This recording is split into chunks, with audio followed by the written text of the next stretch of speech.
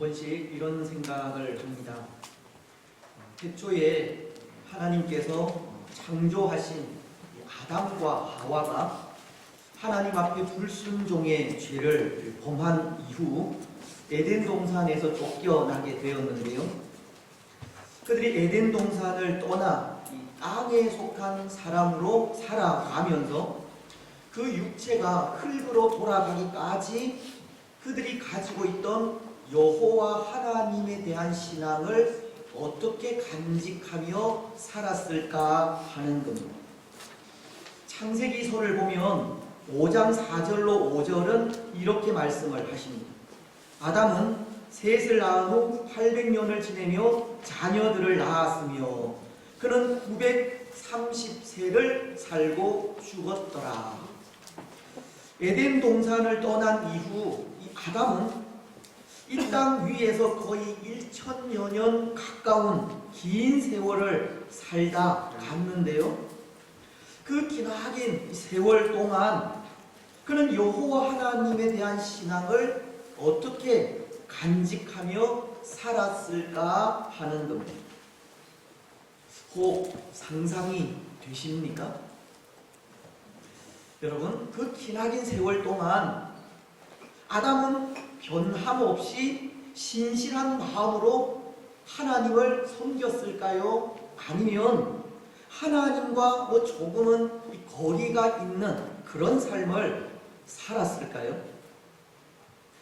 아마 모르긴 몰라도 저는 생각에 아담이 살다간 그 삶은 하나님을 가까이 하는 삶을 살기보다 하나님과는 거리가 있는, 어쩌면 하나님과 점점 멀어져 가는 삶을 살지 않았을까 생각합니다.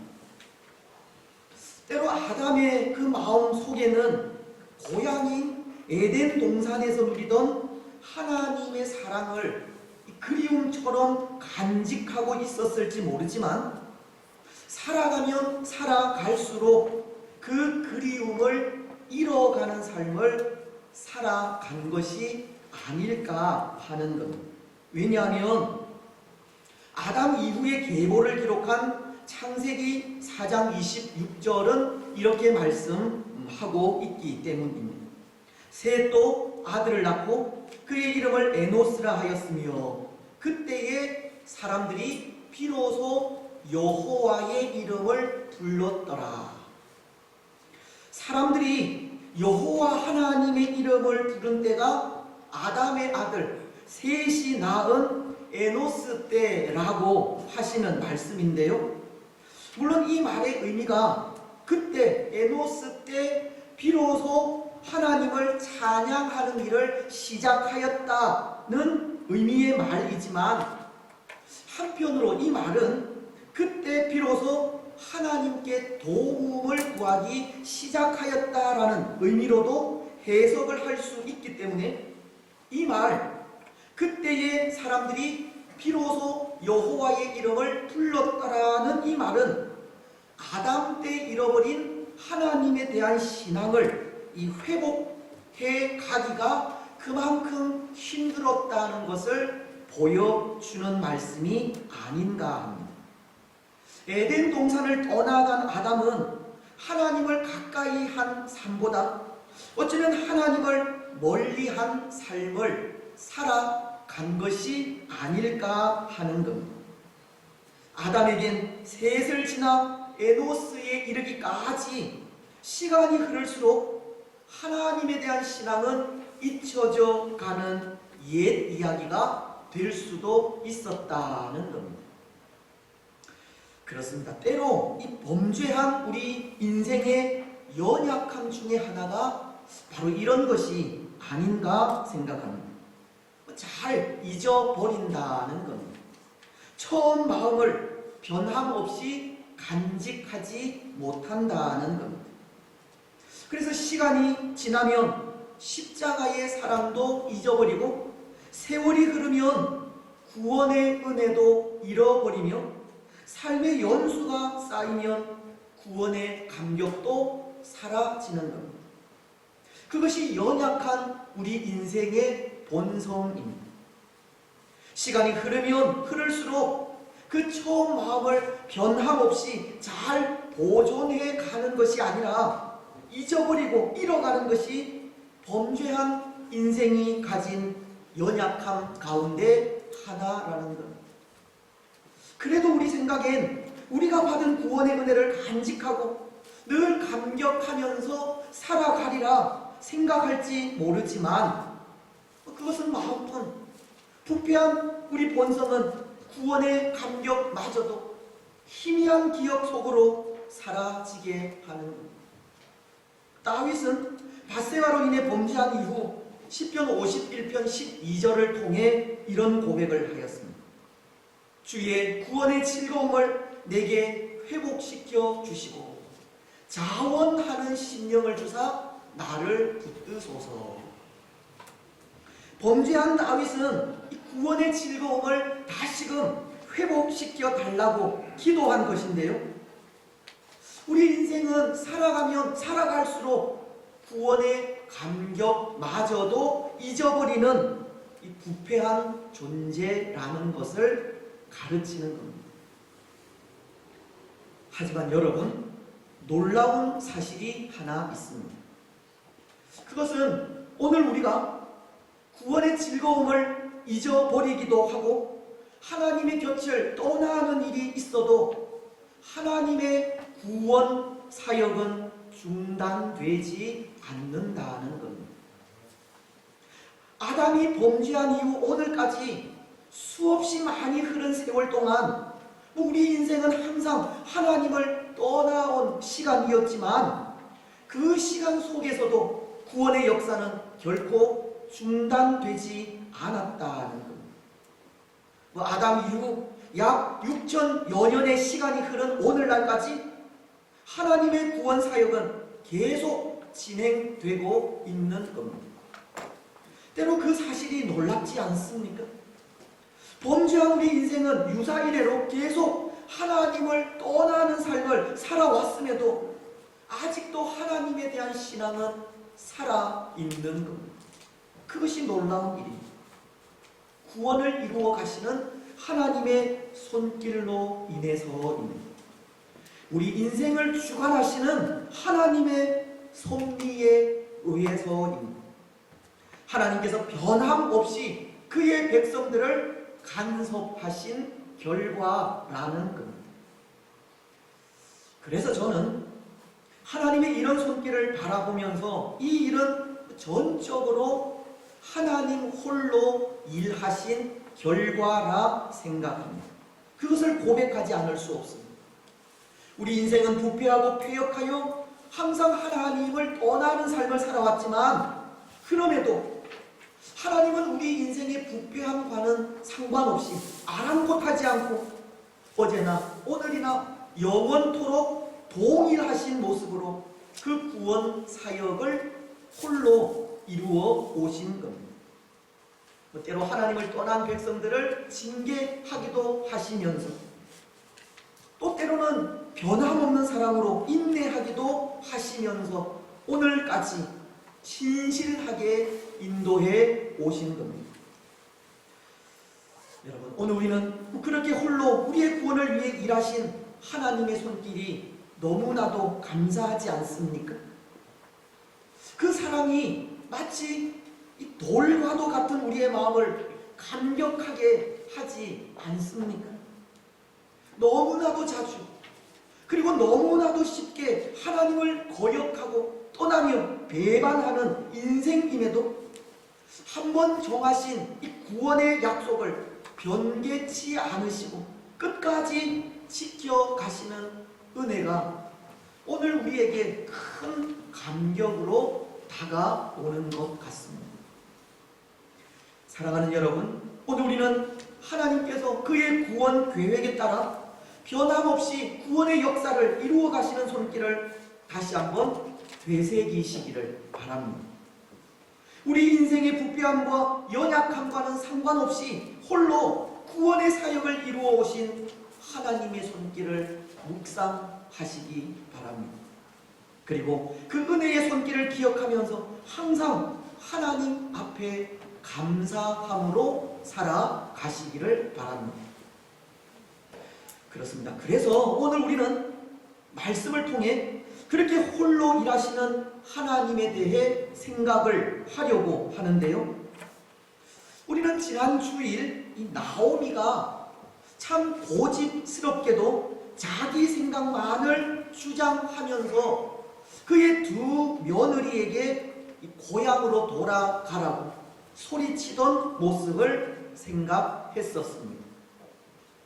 때로 울면서까지 어머니와 함께 어머니의 백성에게로 돌아가겠다고 한 두 며느리의 요청에도 너희는 너희 민족에게로 돌아가라고 참 무정하게 말한 나오미의 모습을 보았기 때문입니다. 여러분, 여기 이 나오미의 모습 속에 하나님의 손길을 느낄 수 있겠습니까? 하나님께서 일하시는 모습을 볼 수 있겠느냐는 겁니다. 지난 주일에도 말씀을 드렸듯이 하나님은 두 며느리가 흘리는 그 눈물을 통해 하나님이 이끄시는 손길을 보여주시기도 한 것인데, 나오미는 그렇게도 일하시는 하나님은 안중에도 없었던 겁니다. 그리고는 자기 생각에 옳은 대로 두 며느리를 끝까지 고향으로 돌려보내려 하였습니다. 여러분, 그래서 어떻게 되었습니까? 두 며느리 중에 하나인 오르바는 고향인 모압으로 돌아갈 결심을 합니다. 그리고는 고향으로 돌아가라고 매정하게 소리친 시어머니와도 같이 오르바도 고향으로 돌아갈 결심을 한 후 시어머니인 나오미에게 입을 맞춘 후 냉정하게 고향인 모압으로 돌아가 버리고 말았습니다. 물론 이것까지도 하나님의 구원 사역에 속하는 일이라 생각합니다. 오르바가 고향인 모압으로 돌아가기까지 오르바는 하나님의 구원 계획에 속하지 않을 수 있었다는 겁니다. 하지만 하나님께서 계획하신 손길, 곧 하나님께서 홀로 일하시는 구원 사역은 다른 한 며느리 룻에게 임하게 됩니다. 오늘 15절을 보시면 이제 오르바가 자기 고향으로 돌아가려고 하자 홀로 남은 룻에게 나오미가 이런 말을 합니다. 나오미가 또 이르되 보라, 내 동서는 그의 백성과 그의 신들에게로 돌아가나니 너도 너의 동서를 따라 돌아가라 하니. 나오미는 또 한 며느리인 룻에게 내 동서를 따라서 너도 돌아가라고 또다시 권면을 하고 있는 겁니다. 여러분, 만약 오늘 우리가 이 같은 상황을 맞이하게 된다면 여러분들은 어떻게 하시겠습니까? 혹 우리 가운데 여성도들 중에 이 시자가 들어가는 것을 좋아하지 않는 분들은 돌아가라고 하는 이 말에 어깨춤이 절로 나게 될지 모르겠습니다. 몇 번 어머니를 따라가겠다는 말을 하다 못 이기는 척 기분 좋게 떠날 수 있다는 겁니다. 시댁 식구 가운데 반가운 사람은 아무도 없다고, 요즘 같은 시대에 시어머니를 따라 나설 사람이 몇이나 되겠습니까? 그것은 동서양을 막론하고 마찬가지라 생각하는데요. 오늘 이 모압 여인인 룻도 마찬가지였을 겁니다. 룻도 나오미에게서 떠나기를 원했을지 모른다는 겁니다. 룻도 시어머니 나오미를 따르는 길을 포기할 수 있었다는 겁니다. 그런데 어쩌면 이 상황은 우리에게 이렇게 적용할 수도 있을 것 같습니다.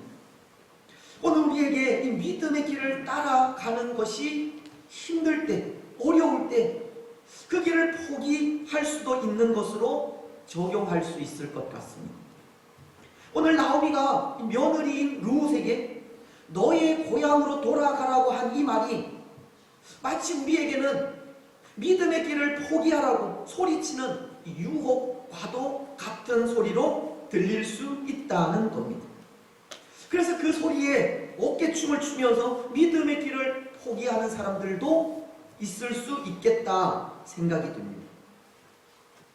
하지만 여러분, 이 믿음의 길은 어떤 상황, 어떤 환경 속에서도 포기하지 말아야 할 길입니다.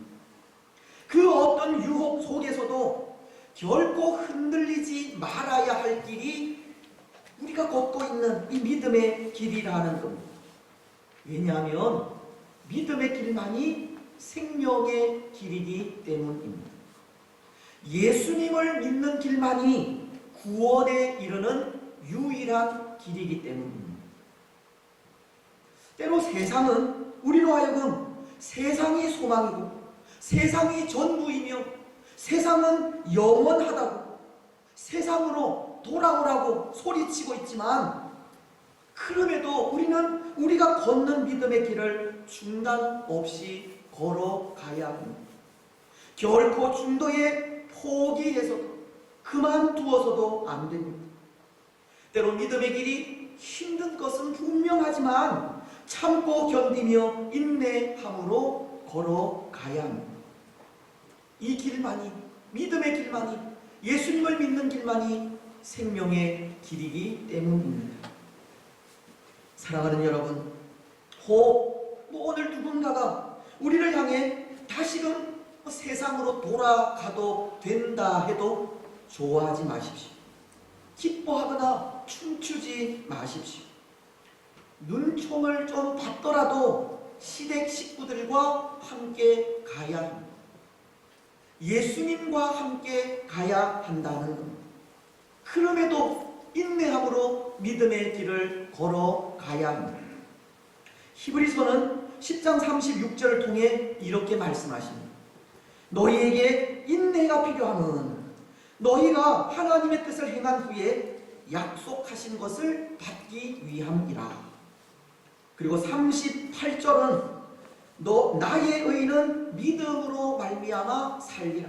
또한 뒤로 물러가면 내 마음이 그를 기뻐하지 아니하리라. 여러분, 오늘 우리 신앙의 삶에는 인내가 필요합니다. 우리 신앙의 삶은 뒤로 세상으로 물러나서는 안 됩니다. 날마다 앞을 향해 전진해 나아가야 합니다. 인내하면서 포기하지 않는 믿음의 길을 걸어가야 합니다. 오늘 우리는 날마다 앞을 향해 전진해 나아가는 믿음의 삶을 살아가시기 바랍니다. 세상이 부른다고 다시금 세상을 향해 나아가지 마시고, 세상이 소망이고 세상이 전부이며 세상이 영원하다고 한다고 롯의 아내처럼 뒤돌아보지 마시기 바랍니다. 오직 인내하면서 앞만 보고 믿음의 길을 걸어가시기 바랍니다. 그런데 여러분, 오늘 룻은 보십시오. 고향으로 돌아가도 좋다고 하는 시어머니 나오미의 말에 룻은 오늘 16절로 17절을 통해 참으로 놀라운 고백을 하고 있습니다. 이 말씀을 다시 한번 읽겠습니다.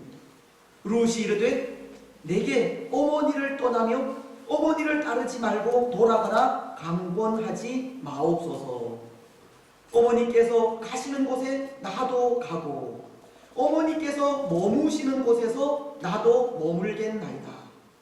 어머니의 백성이 나의 백성이 되고 어머니의 하나님이 나의 하나님이 되시리니 어머니께서 죽으시는 곳에서 나도 죽어 거기 묻힐 것이라. 만일 내가 죽는 일 외에 어머니를 떠나면 여호와께서 내게 벌을 내리시고 더 내리시기를 원하나이다.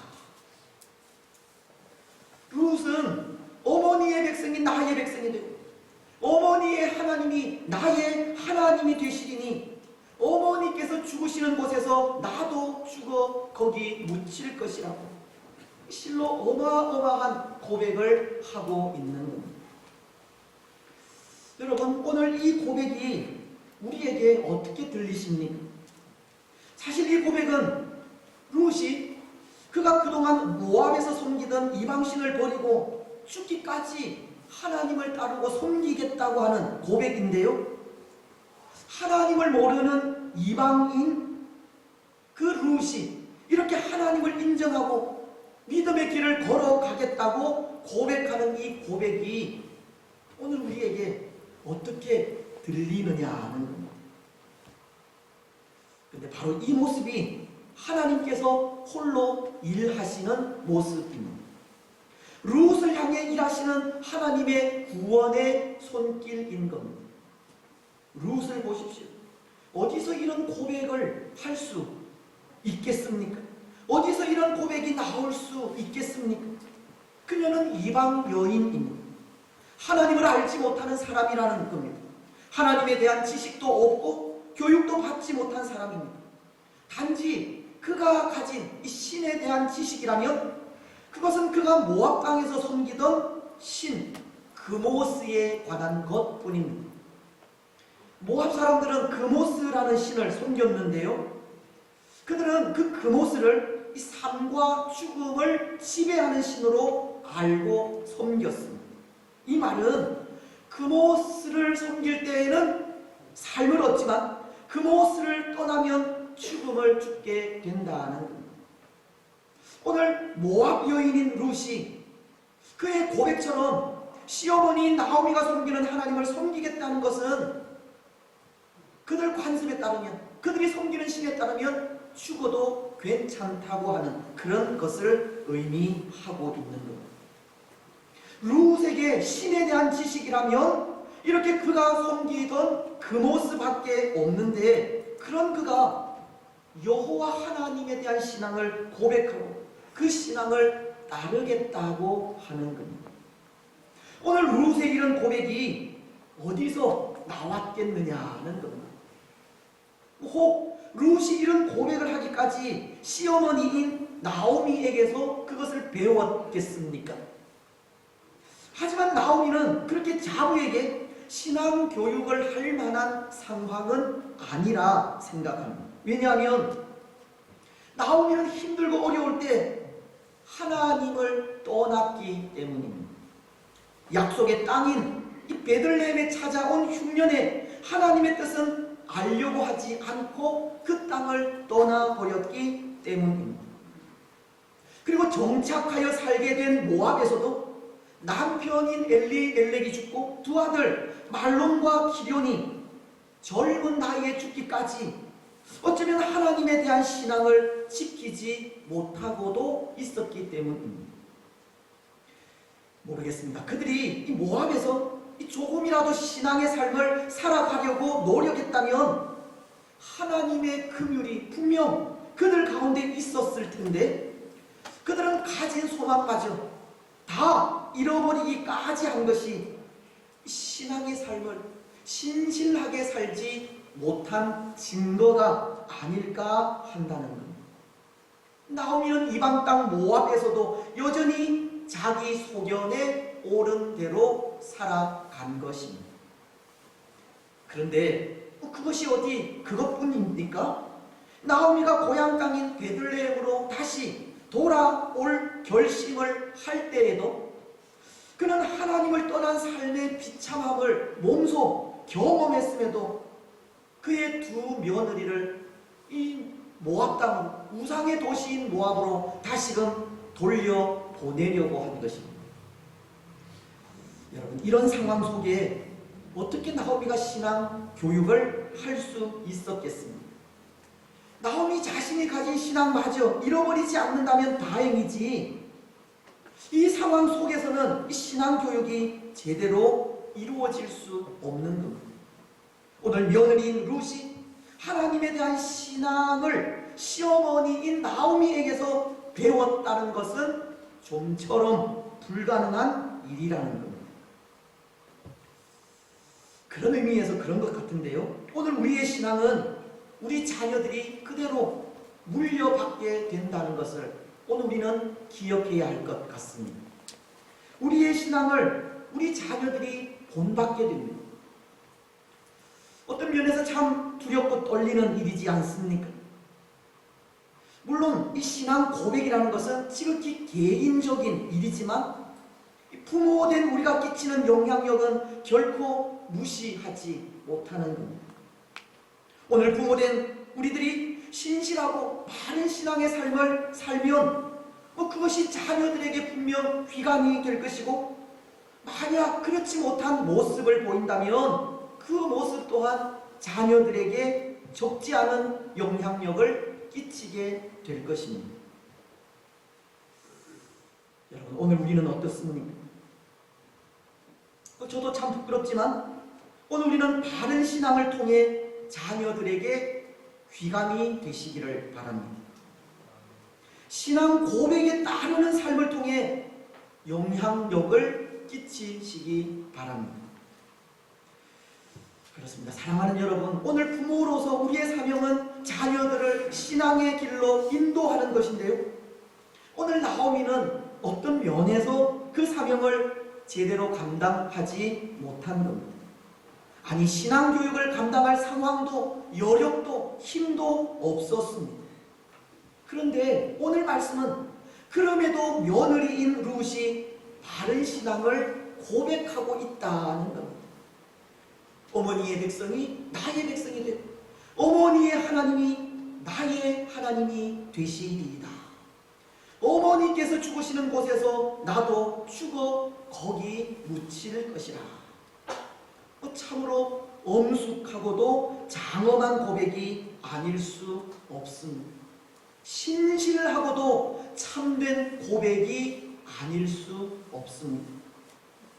그런데 바로 이런 고백이 홀로 일하시는 하나님의 구원의 손길로 인해서라는 겁니다. 시어머니 나오미에 의해서가 아니라 홀로 일하시는 하나님의 열심으로 룻은 이런 고백을 하게 된 겁니다. 이방 여인인 룻의 고백에는 하나님의 간섭하심이 있었던 겁니다. 그런데 여러분, 또 한 사람, 이방 여인으로서 하나님의 이런 간섭 속에 있었던 사람이 있었는데요, 혹 아시겠습니까? 여호수아서 2장에 나오는 라합이라는 기생입니다. 여호수아는 2장을 통해 라합의 고백을 이렇게 말하고 있습니다. 먼저 8절로 9절 상반절은 또 그들이 눕기 전에 라합이 지붕에 올라가서 그들에게 이르러 말하되 여호와께서 이 땅을 너희에게 주신 줄을 내가 아노라.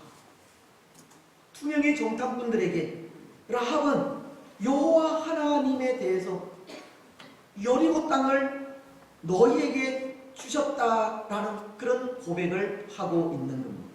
그리고 11절은 이렇게 말씀합니다.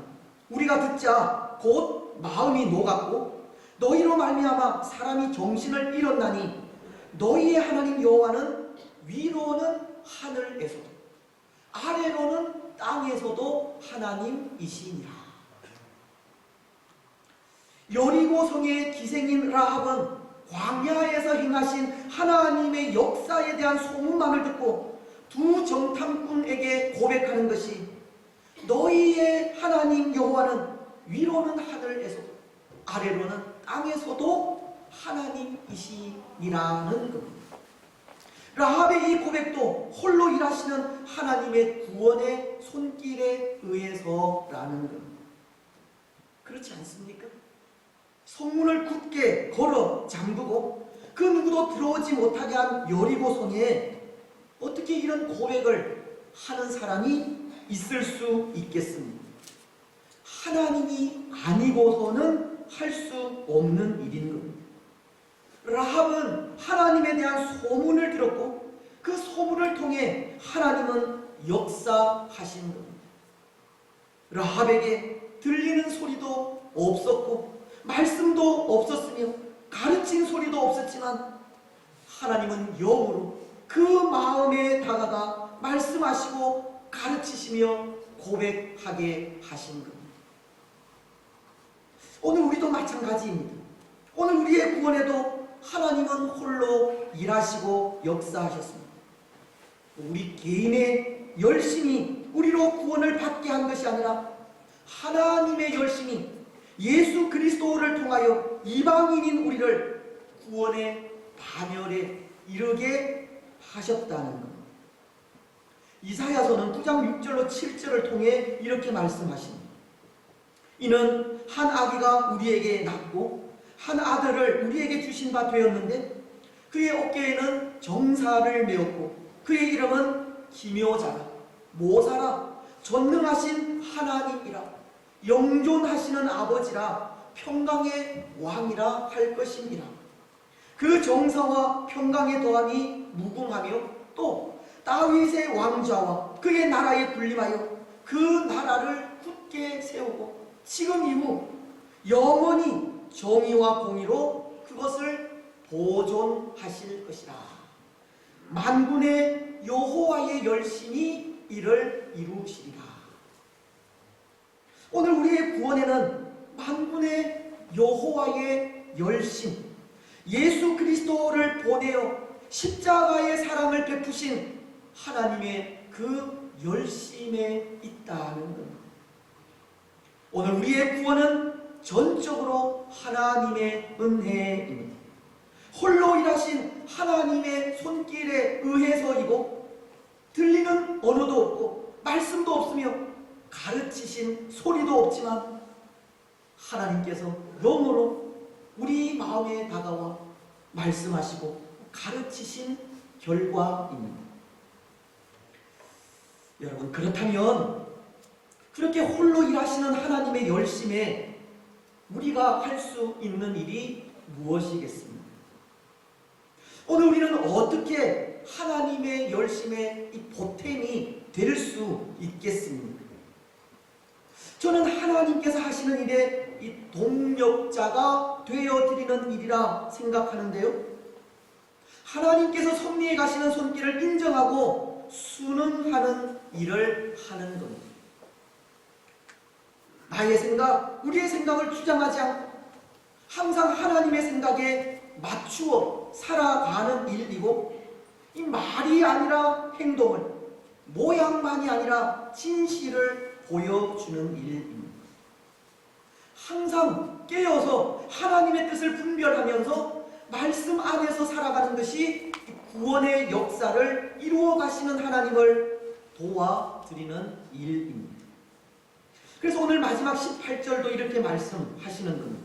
나오미가 룻이 자기와 함께 가기로 굳게 결심함을 보고 그에게 말하기를 그치니라. 하나님의 일하심에 나오미도 이제는 더 이상 자기 자신의 생각을 주장하지 않고 순응하고 있는 겁니다. 매사에 하나님의 손길을 인정하고 순응하는 것이 하나님의 일을 돕는 것인 겁니다. 이제 말씀을 맺겠습니다. 사랑하는 여러분, 하나님께서 일하시는 손길은 쉬지 않는 손길입니다. 하나님의 구원의 역사 역시도 중단되지 않는 역사입니다. 오늘 우리 인생은 늘 하나님을 떠나려고 하지만 그럼에도 하나님의 열심은 홀로 구원의 서정을 이루어 가시는 것. 오늘 모압 여인인 룻이 하나님을 인정하고 고백하며 하나님을 선택하여 믿음의 길을 걸으려 한 것이 전적으로 홀로 일하신 하나님의 열심에 의해서이듯 오늘 우리 인생의 구원 사역도 하나님은 그렇게 홀로 이루어 가시는 겁니다. 오늘 우리는 하나님의 협력자가 되어야 항상 깨어 하나님의 뜻을 분별하면서 그 뜻에 순응하는 삶을 살아가야 합니다. 그것이 더 큰 구원의 역사를 이루어가는 일이기 때문입니다. 여러분, 오늘 우리는 하나님의 뜻이 온전히 이루어지기까지 하나님의 협력자가 되어 하나님과 함께 일하시기 바랍니다. 나의 생각이 아니라 하나님의 생각으로, 거짓되고 형식적인 삶이 아니라 정직하고 진실한 삶으로, 그리고 사람의 열심이 아니라 하나님의 열심으로 하나님의 일에 협력해 가시기를 바랍니다. 그래서 그 삶을 통해 하나님과 더불어 구원의 놀라운 역사를 완성해가는 복된 성도들이 되시기를 주 예수님의 이름으로 축복합니다. 찬송하겠습니다. 298장입니다.